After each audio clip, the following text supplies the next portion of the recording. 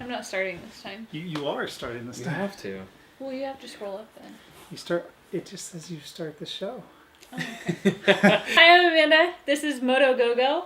We got Zach and Brian. Oh, hi. So first, I guess we'll head right into the social stuff that was going on this week.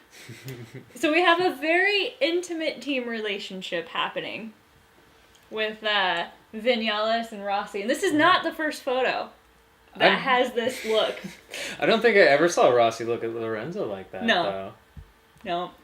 I think he's probably a little jealous now, Lorenzo, right? I have nothing to say. You don't have any Yeah, comment? nothing. Are you not a fan of I either? can't say anything bad about Rossi. Oh, I see. I see. That's not bad. It's, No. it's not He's bad. but just showing his camaraderie. It's, yeah.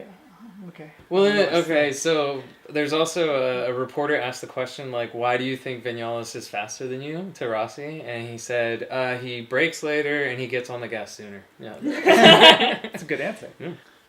Jack Miller? Jack Miller and Rossi decided to do the side-by-side wheelies. Yes. Because if one wheelie isn't cool, two wheelies is Better. super cool. Yeah, exactly. Okay, so moving on. There was a news story where Lorenzo said Vinales reminds him of himself. You were talking about the like, maybe he's a little jealous. Then he's definitely jealous, right? Because he's replaced him on Yamaha, and he's already become accustomed to taking douchey photos. No. Well, all I can say, except for the fact that Vinales actually won the race and didn't finish helps. 11th. But, I mean... That, I yeah. don't know. Okay, so moving on to the Grand Prix of Qatar that happened last week. So we'll look through a few things that are up there. First, there was the rain for qualifying. Which was a big bummer on Saturday because I didn't have anything to watch. We woke up, came downstairs, and were like pumped for it. Turned on the TV and was like, "What? No. What do we do with the rest of our day?" I know you planned it out and it's gone and it was like such a pump. You were so excited. Right. And you're like, oh. And then the race goes to start on Sunday and you're watching it live and it really looked like at the beginning that there wasn't going to be a race. Yeah. And you're like, holy, how and I'm thinking to myself at that point, okay, the race hasn't even begun. And already the lead up to whether it's not it's going to happen was more exciting than the Formula One race. Yeah. And more exciting than the last World Superbike race. And the race hadn't even started. I didn't think it was going to start. I don't know about you. I was hoping it did. And I was unaware because I wasn't able to watch it until way later on Sunday. So I just popped it on, plugged my ears for the whole day so I didn't hear the results, and then just watched it. And they started where it was like, oh, well, it looks like we're going to have a race. Here we go. And that was my only impression. 45 minutes into it. Finally they did, which was good. So we get into the race. Zarco surprises everybody. Yeah. And it's just flying out there in the lead. He does so good off the start. And he looks like he's actually doing pretty good at controlling the race. There's some issues whether his tires are going to last, but it seemed like maybe he might be able to pull it off. I don't know. I was hoping for it. Yeah. Well, he made it till, I think there was 14 laps left in the race until he actually crashed. But my whole thought in my head was just like, how much longer can he stay ahead like that? Because it wasn't just like a little bit in front. It was like a lot in front. Dominating, yeah. Yeah, we have the crash as it'll come up here. Which this corner, I guess, is notorious for catching people out on cold tires because it's the first left-hander after a bunch of rights. And he doesn't even look like he was pushing it that hard when he went down. MotoGP.com. So, I know. It was just like the heartbreak and the screams. But Yeah. Yeah, but still, like, if this is your first year in MotoGP and you're leading the race like that, you just go. You just go for it. Like, don't try and hold them off for a little while or whatever. Like, what does he have to lose, when it's your rookie year? True. So then next up we had Cal Crutchlow Crash and crutch. crashes, and you were thinking he was going to maybe pull it off. He crashed I think twice or three times. But Yeah. Twice. Yeah. And the second crash was probably because of the first crash. Yeah, and it's just like boom, loses the front end again. Bike goes down. I'm rooting Bike for is Crutchlow, toast. but I don't think he'll probably be on the podium unless there's like a rained out race, which he might have been hoping for in Qatar. But I think if there's any water on the track, they wouldn't have raced at all. And then the final crash. Brian? Yeah. Andrea Noni on Suzuki. The face of one of the engineers in the pit crew really encapsulates how that crash is. Just sad face. Just really the perfect frowny face. And like the crazy thing about this, he crashed out well in third, and it's nearly identical to last year's crash, where the front just slid out mid-turn like that. Nobody touched him. Not really even looking like he was pushing it that hard. So kind of weird. Let's leave it right there. Oh, So sad. this is a perfect frowny face.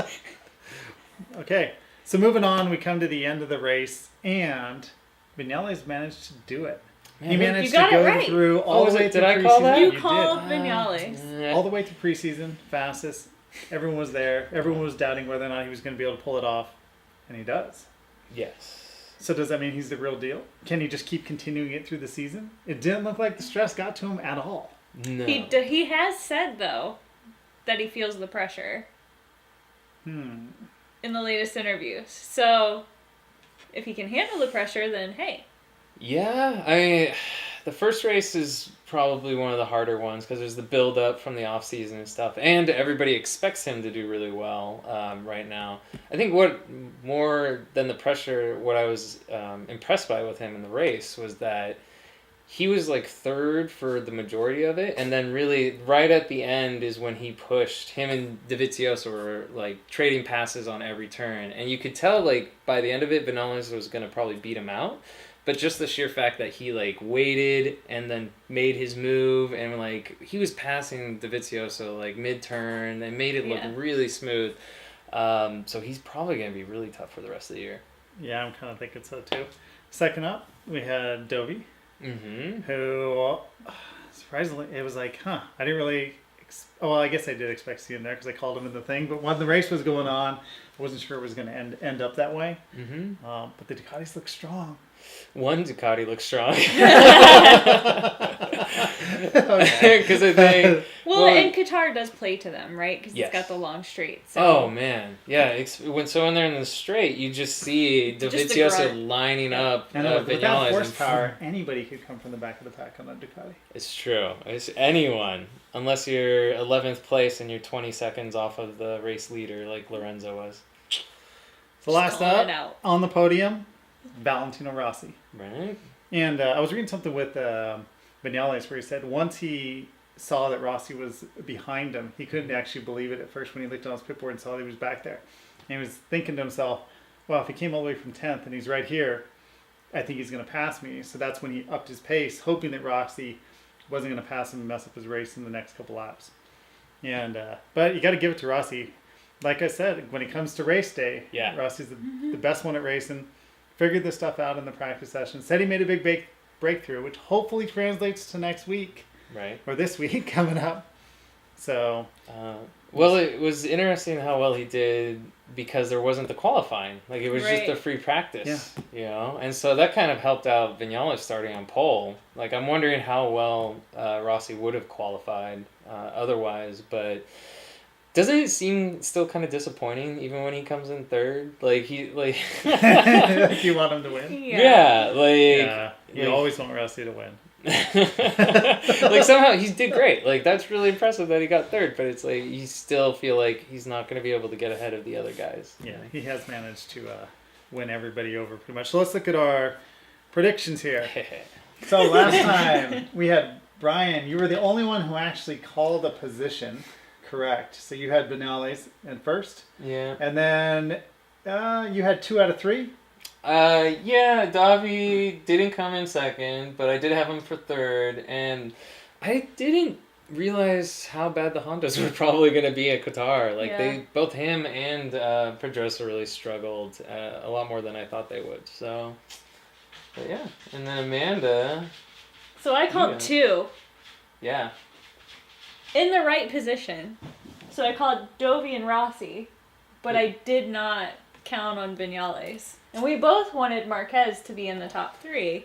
Usually he is, especially at Qatar. Like, he's been strong the last 2 years, so... And then we got Zach. So I put Pedrosa there. And that was a wild card. I would have been blown away. It's almost like he wasn't in that race for some reason, huh? He just went, yeah, he was way off the pace. I don't know what was going on. So it wasn't his day. Yeah. I really thought it was going to be. So I called that one way wrong. And, you know, I had Rossi up there just because I like Rossi and Dovey. So I got those two pretty much up there. I think you were probably by far the closest, Brian. I guess then, so. But it's not like I was taking a real leap either. Like, everyone was calling Vinales. So then we come up to round 2, the race coming up next, which is in Argentina. So, what do we think about this one? When we look at last year, we can see Marquez won it. It was a pretty good battle with him and Rossi up till they had the bike switch at the beginning of the race. Then the Ducatis did really, really well and were able to get up there right towards the end until I think it was the last lap or the lap before when they took each other out. Well, Inoni took Dovey out, but yes. So it'll be interesting to see where we end up with this time. So where do we think Vinales is going to place? All right, you're going first this you time. want me to go You're first going this time? Yeah. Okay. So if I have to choose what I think the position, I think Rossi wins in Argentina again. I think then it's going to be close between Marquez and Vinales. So I am going to say Rossi, Vinales, Marquez. Okay. The Ducatis were so strong last year, and they were so strong this year. I don't know. Part of me wants to put them up there, but that's what I'm going to go with. Okay. What about you, Amanda? Well, I'm curious to see if it's going to be flag to flag again. They did it last year with the tires, but with the changing in the tires, I'm not sure. I think that it's probably going to be Marquez, followed by Dovey, and then Rossi. Okay. I'm still not convinced on Vinales. I don't know. I just don't know. I like him. I just don't know. Yeah, no, he did get on the Suzuki, but he's kind of still a rookie.